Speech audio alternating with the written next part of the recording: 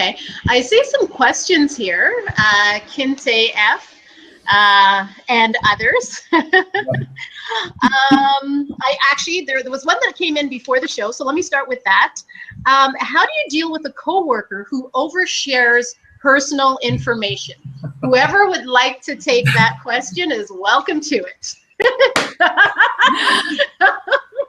Communication.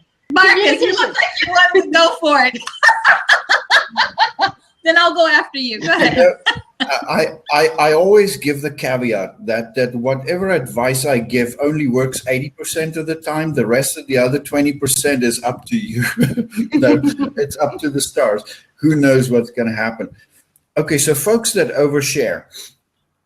If I want to be a purist about this, you've got to create a spot where you can talk to the person about this outside the heat of the moment, if possible at all.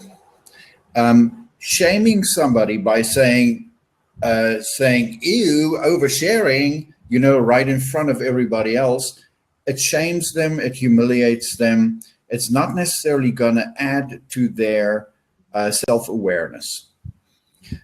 If I was in a position, in a trust position with that person, I'm their friend, or I'm a coworker that they really respect, and it has to be somebody like that. There has to be a relationship first, because otherwise you cannot really touch this thing with a 10-foot pole.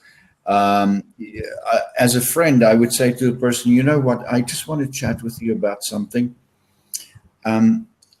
Yesterday you mentioned XYZ, and what I find is if you do that, folks around you might start to sort of distance themselves from you, or what I find that causes is it causes discomfort in other folks. And so this is not criticism. This is just to ask you, maybe filter some of those comments, maybe, and you might be able to give them some comments like some of your home life details, some of your religious details, some of your political details, some of your online activities and extracurricular stuff. You know what, Bob? That kind of stuff, just steer way clear of that.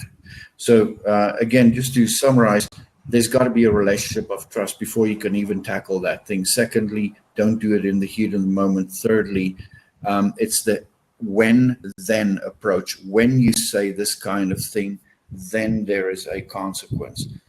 And the consequence can never be a small consequence like, and so it irritates me, Bob. That's not a good consequence. What a good consequence is, it doesn't send the right message about you.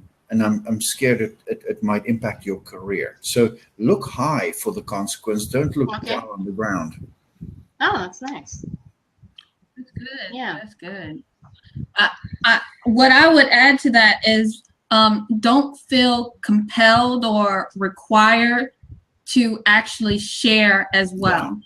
Yeah. If they're going in and you don't have to necessarily agree, you don't have to be included into the personal information. You don't have to feel like you have to share something as well. So really be aware of that and not feel like you have to get sucked into that conversation. And I think that's what, Marcus, it was great that you mentioned that, just in that heat of the moment, refrain from having that conversation. But yeah, that's what I would like to add. You don't have to feel like you are required to share something personal as well. It's so awkward sometimes that it just, in order to make the awkward silence go away, we make all kinds of noises, right?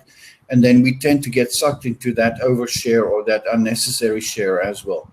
I fully agree with what you're saying.